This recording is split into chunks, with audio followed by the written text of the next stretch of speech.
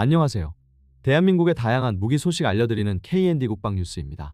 최근 미국 방산 기업들이 자국 정부를 향해 불만 섞인 목소리를 쏟아내면서 미국 내부에서 적지 않은 당혹감이 감지되고 있습니다. 단순히 이익 감소에 대한 하소연이 아니라 미국 방산 정책 전반에 구조적인 문제가 있다는 경고로 해석될 정도입니다. 대표적인 사례는 바로 미국산 전투기 레이더를 제작해온 레이시온 테크놀로지스입니다. 이 회사가 최근 내놓은 군사무기 분석 자료에 따르면 한국형 차세대 전투기 KF-21 보람의 개발 과정에서 요구되었던 4대 핵심 기술을 미국 정부가 끝내 이전하지 않기로 결정한 것이 결국 거대한 나비 효과를 불러왔다는 것입니다.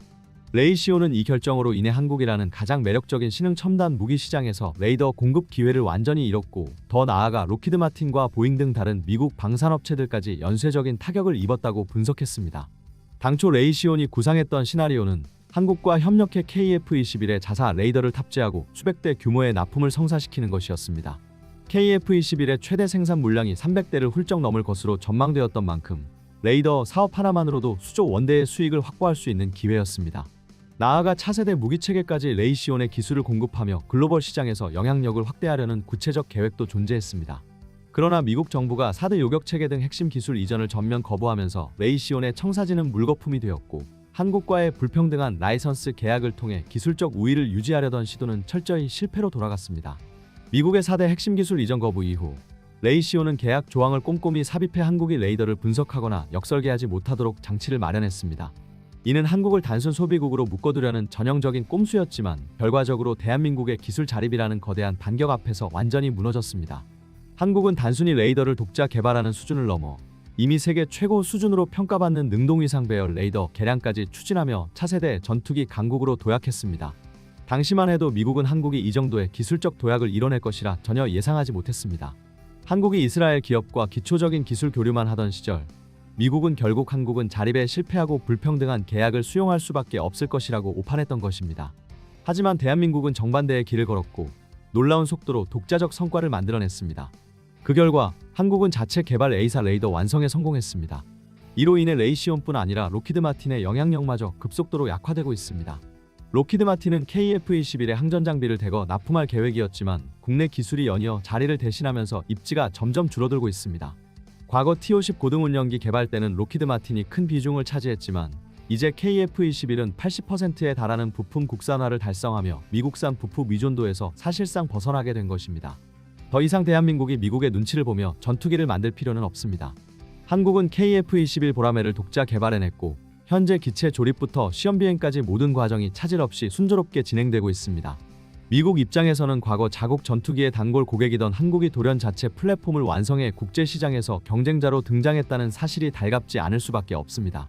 과거 보잉의 F-15K와 록히드 마틴의 F-35A를 도입하던 한국이 이제는 자국산 플랫폼으로 세계 시장에 맞서고 있기 때문입니다.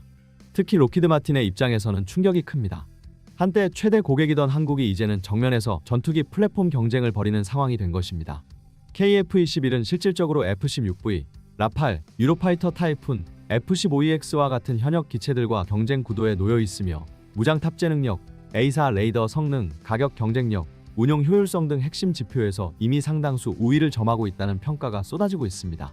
이처럼 미국의 기술 이전 거부와 숱한 난관에도 불구하고 대한민국은 스스로의 힘으로 최첨단 전투기를 완성했습니다. KF-21 개발은 단순한 무기 제작이 아니라 정치 경제 기술을 아우르는 국가적 독립 선언이자 자주국방 실현의 결정적 분기점으로 자리매김했습니다. 하지만 여기까지 오는 길은 순탄치 않았습니다. 국내 일부 언론과 정치권에서는 KF-21의 성공 가능성을 의심하며 굳이 막대한 비용을 들여 독자 전투기를 개발할 필요가 있느냐는 비판을 쏟아냈습니다. 그들은 미국산 전투기를 구매하면 절반 수준의 예산으로 충분하다고 주장했지만 현실은 정반대였습니다. 록히드 마틴은 기술 이전을 약속했음에도 불구하고 끝내 4대 핵심 기술 이전을 거부했고 도입 후에는 전투기 유지 운영비가 기하급수적으로 불어났습니다. 심지어 정비시설 접근조차 제한되면서 한국 공군의 가동률은 심각하게 저하되는 상황까지 맞이했습니다. 이 경험을 통해 대한민국 공군은 뼈아픈 교훈을 얻었습니다. 독자적인 첨단 무기가 없다면 국제 외교 무대에서 자주권을 지킬 수 없으며 자주국방의 토대 자체가 흔들릴 수 있다는 사실을 깨닫게 된 것입니다. 바로 이 깨달음이 KF-21 보라매로 이어졌습니다. 오늘날 한국은 국산 전투기에 자국산 정밀 유도무기와 첨단 무장체계를 자유롭게 통합할 수 있는 수준에 도달했으며 이는 과거 미국산 전투기 도입으로는 상상도 할 수 없던 진전입니다. 미국 전투기를 들여올 경우 단순 구매 비용은 물론이고 수리 정비 업그레이드까지 천문학적 비용이 뒤따랐지만 한국은 KF-21을 통해 이 모든 부담을 줄이고 기술적 독립과 경제적 효율성까지 동시에 확보하는 성과를 거둔 것입니다. 우리가 만든 전투기를 대한민국 공군 전력에 직접 배치할 수 있다는 사실은 그 자체로 엄청난 진전입니다. 현재 KF-21 보라매의 실전 기체 조립은 착실히 진행 중이며 동시에 스텔스 성능 강화를 포함한 성능 개량 작업도 병행되고 있습니다. 일부 군사 전문가는 초기 기체의 스텔스 능력 부족을 지적하며 우려를 표했습니다.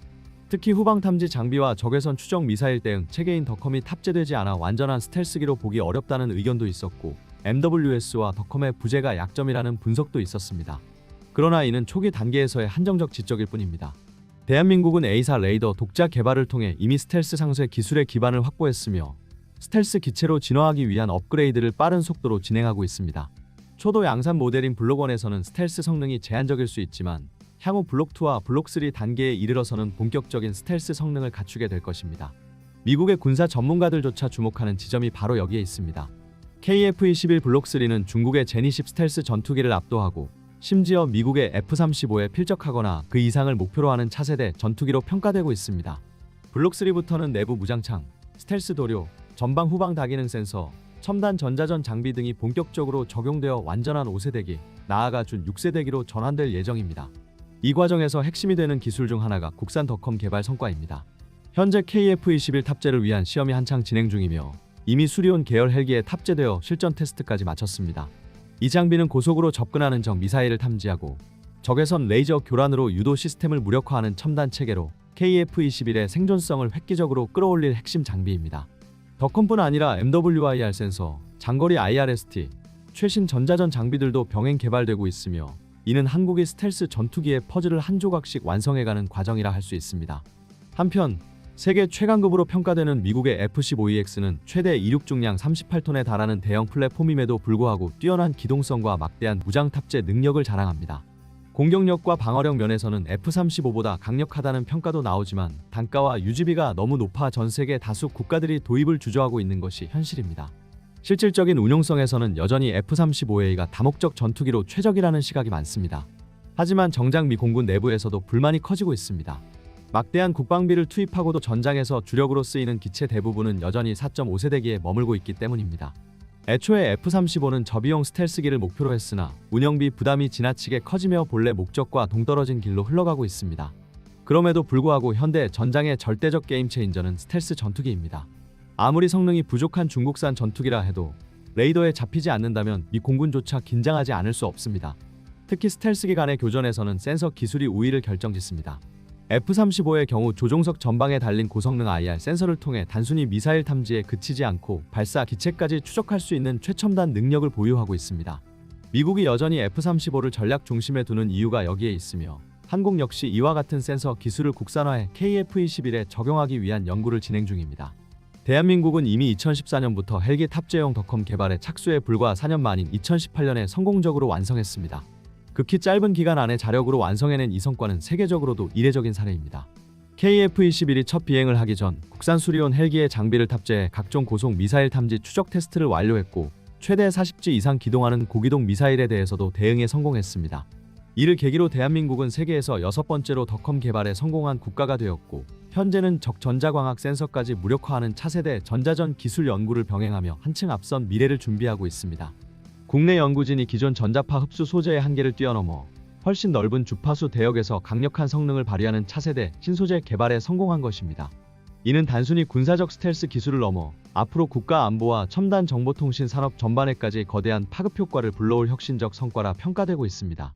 특히 한국이 독자적으로 개발 중인 KF-21 보라매 전투기가 양산 체계로 진입하며 실전 배치를 앞두고 있는 상황에서 스텔스 신기술까지 확보했다는 점은 한국 방위산업의 국제적 위상을 더욱 높이고 있습니다. 심지어 미국조차도 이러한 빠른 기술적 성과에 놀라움을 감추지 못하며 한국과의 기술 협력 및 공동 연구 가능성을 적극 검토하는 분위기입니다. 이번 성과의 주역은 한국재료연구원입니다. 연구진은 기가헤르츠급 고주파 대역에서 전자파 흡수 성능을 극대화할 수 있는 금속유기 골격체, 즉 MOF 기반 신기술을 개발했습니다. 기존 전자파 흡수 소재가 단순히 전도성 유전성 물질을 활용하는 방식에 머물렀다면 이번 기술은 유전 손실과 자성 손실을 동시에 극대화하는 새로운 복합 구조를 제시했습니다. 그동안 복합화 과정의 불균일 문제로 인해 흡수 대역은 좁고 두께는 두꺼워지는 한계가 있었는데 이번 연구를 통해 초박막 구조에서도 강력하고 광대역의 흡수 성능을 발휘할 수 있게 된 것입니다. 연구진은 MOF를 습식 합성 방식으로 제작하고 열 처리 과정을 정밀하게 제어해 전자기적 특성을 극대화했습니다. 이후 이를 고분자 소재인 폴리우레탄과 혼합해 새로운 전자파 흡수 소재를 완성했는데 두께가 불과 0.9mm에 불과함에도 과거에는 볼 수 없던 초광대역 흡수 성능을 구현하는 데 성공했습니다. 이 정도 수준의 성과는 세계 어느 나라에서도 아직 달성하지 못한 사실상 세계 최초의 기술이라 할 수 있습니다. 더 주목할 점은 이 기술이 단순히 군사적 영역에서만 쓰이지 않는다는 것입니다. 전자파를 활용하는 거의 모든 산업 분야 5G와 육지통신, 자율주행차, 반도체, 항공우주, 국방무기체계에서 핵심적인 응용이 가능합니다. 특히 전자파 간섭으로 인한 시스템 오작동은 첨단 산업에서 가장 큰 난제 중 하나로 꼽히는데 이번 소재는 이러한 문제를 원천적으로 억제할 수 있어 차세대 IT 및 방산 분야의 필수 기술로 자리 잡을 전망입니다. 이와 같은 기술은 곧바로 군사력 강화로 연결됩니다. KF-21 보람에는 블록 업그레이드를 거듭하며 완전한 5세대급 스텔스 전투기로 진화하는 과정을 밟고 있는데 이번 성과를 기반으로 한국산 스텔스 신소재가 기체에 적용된다면 탐지 회피 능력은 물론 전자전 대응력까지 세계 최상위권으로 도약하게 됩니다. 이는 단순히 한국 공군의 전력 향상을 넘어서 동북아 전략 균형 전체를 뒤흔들 수 있는 분수령이 될 것입니다. 대한민국의 스텔스 기술 축적은 새롭지 않습니다. 국방과학연구소가 민간기업과 협력해 1990년대 말부터 기초를 닦았고 2000년대에 저피탐 도료와 구조 설계를 본격 추진하며 성능 검증을 거쳤습니다. 여기에 최근 성과들이 차례로 얹히고 있습니다. 첫째, 기체 외형과 일체화되는 컨포멀 안테나입니다. 국방과학연구소와 하나시스템은 수출 통제가 심했던 이 분야에서 국산 설계를 확보했다고 발표했는데 기체 표면에 밀착되는 소형 형상으로 안테나 돌출을 줄여 레이더 반사 면적을 낮추는 것이 핵심입니다. 이 기술은 돌출부를 최소화하는 스텔스 형상과 표면 소재의 흡수 특성이 함께 작동할 때 효과가 배가 되며 차기 업그레이드에서 중요한 저피탐 요소로 기능합니다. 둘째, 소재 스택의 다변화입니다. 한국은 전통적인 레이더 흡수 도료 체계를 고도화하는 동시에 인공구조로 특정 파동을 흡수 또는 산란시키는 메타물질 연구를 병행해 왔습니다. 메타물질은 설계 자유도가 커 대역폭을 유연하게 확장할 수 있고 MOF 유래 복합 소재와 같은 신형 흡수체는 얇은 두께에서도 반사 손실을 크게 만들 수 있다는 점이 장점입니다. 최근 공개된 결과들에서는 단일 방막 계열로도 99% 이상 흡수를 달성하거나 0.9mm에서 7GHz대의 유효 대역폭을 확보하는 등 실용화를 향한 지표가 연속적으로 제시되고 있습니다. 이는 스텔스 도료를 특정 대역에 최적화하던 과거 패러다임에서 복수 대역과 상황 적응형 조합을 설계하는 새 국면으로의 전환을 뜻합니다. 셋째, 기체 시스템 통합 측면에서의 가속도입니다. 한국형 A사 레이더의 양산형이 2025년 8월 공개되었으며 2025년부터 2028년까지 초도 40대가 KF-21에 순차 통합됩니다. 전술적으로는 표적 탐지와 동시 교전 능력의 상향이 곧 저피탐 운용과 직결됩니다. 레이더의 LPI 운용과 전자전 대응이 정교해질수록 형상 소재로 낮춘 반사 면적이 실전에서 유지될 확률이 높아지기 때문입니다. 즉, 소재 형상 센서가 하나의 묶음으로 발전하고 있으며 한국은 2, 3박자를 동시에 끌어올리는 드문 사례가 되고 있습니다. 넷째, 플랫폼 로드맵의 최신화입니다. 방위사업청은 8월 8일 KF-21 블록2 개발 일정을 손봐 공대지 능력 확보 시점을 당초보다 1년 반 이상 앞당겨 2027년 상반기 목표로 잡았습니다. 이는 무장통합과 임무 시스템 완성도를 빠르게 끌어올리겠다는 뜻으로 블록3 단계에서 내부 무장창, RCS 추가 저감 등 스텔스 구성 요소를 기체 구조 차원에서 심화할 수 있는 시간표를 당겨줍니다. 국내외 매체들도 블록3 혹은 KF-21EX 단계에서 내부 무장창과 저피탐 기능 강화로 완전한 스텔스기로의 진화를 전망하고 있어 앞서 언급한 신소재 컨포멀 안테나 A사 양산이 모두 이 일정과 맞물려 상승 효과를 낼 것으로 보입니다. 이제 운용 관점에서 보겠습니다. 스텔스는 정면 저피탐이 핵심이지만 후 측면과 고각 저각 조건에서도 일관된 저반사를 유지해야 실전 생존성이 담보됩니다. 따라서 KF-21의 다이아몬드형 주입과 꺽쇠형 공기흡 입구, 반매립식 무장창 같은 형상 설계 위에 컨포멀 안테나로 돌출부를 줄이고 메타물질 MOF계 복합 소재로 대역폭을 넓힌 흡수층을 입히며 전자전과 레이더 운용으로 잔여 산란을 관리하는 다층 방식을 취하는 것이 정석입니다. 2025년 들어 무장통합 레이더 양산 스텔스 소재 공개가 동시에 진도 나오고 있는 만큼 실기체 적용 비중은 블록2에서 센서 전장 통합을, 블록3에서 구조 소재 중심의 저피탐 심화를 통해 단계적으로 커질 것입니다. 국제 시선도 빠르게 바뀌고 있습니다. 2025년 중반 이후 해외 전문지들은 한국과 터키가 2030년 전후로 5세대급 전투기 생산국 지위를 확보할 가능성을 거론하며 특히 한국의 경우 양산 무장 스텔스 업그레이드 로드맵이 구체적이라는 점을 강조하고 있습니다. 한국형 스텔스 기술이 항공기 외에도 함정 무인기 지상체계로 확장되는 흐름은 수출 시장에서 기술 패키지와 경쟁력을 높여주고 내수 운용 측면에서는 유무인 복합과 키랩 전술 구현의 기반을 강화합니다. 정리하면 원문에서 강조한 메시지들은 그대로 유효합니다. 과거에 다져온 저피탐 도료 형상 기술 위에 2024년에서 2025년에 공개된 MOF 기반 초방막 광대역 흡수체와 메타물 지령 방막 흡수체가 올라가고 컨포멀 안테나와 A사 레이더 양산 그리고 블록2 일정 가속과 블록3 내부 무장창 계획이 뒤에서 뒷받침합니다. 이 축적이 이어지면 KF-21은 형상 소재 센서 전장 통합을 모두 갖춘 한국형 스텔스 전투기로 체급을 올리게 되며 이는 단순한 기체 성능 향상을 넘어 한국 방산 전체의 생태계 경쟁력을 끌어올리는 촉매가 됩니다. 대한민국이 자랑하는 다중분광 스텔스 기술은 단순히 적 레이더에 탐지되지 않는 차원을 넘어섭니다. 이 기술은 레이더뿐 아니라 적외선, 자외선, 심지어는 전자광학 센서까지 포괄적으로 회피할 수 있어 적의 다층 탐지망을 무력화하는 차세대 은폐 능력입니다. 기존 스텔스 개념이 발견되지 않는 것에 초점이 맞춰져 있었다면 다중분광 스텔스는 한 걸음 더 나아가 발견되더라도 공격 자체를 무력화하는 것에 의미가 있습니다. 즉, 적 전투기가 미사일을 유도하려 해도 표적 획득 신호가 무산되며 추적 자체가 무의미해지는 것입니다. 이러한 개념은 단순 은폐가 아니라 적의 전투 의지를 봉쇄하는 능동적 스텔스로 불릴 수 있습니다. 일각에서는 여전히 한국이 어떻게 미국과 비교되겠느냐는 의문을 제기합니다. 실제로 미국은 F-22 랩터와 F-35 같은 5세대 스텔스 전투기를 대량 양산한 세계 유일의 국가이며 종합 전력으로는 여전히 압도적인 위치에 있습니다. 그러나 세부 기술 분야에서는 이야기가 달라집니다. 한국은 이미 다중분광 흡수체와 저피탐 외형 설계, 전자전 융합 기술에서 독창적인 성과를 쌓아왔습니다. 실제로 최근 방산업계 관계자들은 로키드 마틴이 한국 연구진과의 기술 협력을 타진했다는 점을 주목하고 있습니다. 이는 한국의 스텔스 기술력이 단순한 추격자가 아니라 일부 분야에서는 미국조차 배우고 싶어하는 수준에 올라섰음을 방증합니다.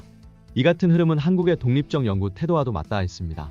과거 미국으로부터 4대 핵심 기술 이전이 거부당했을 때도 한국은 좌절하지 않고 국내 인력과 기업의 역량을 총동원해 독자 노선을 택했습니다.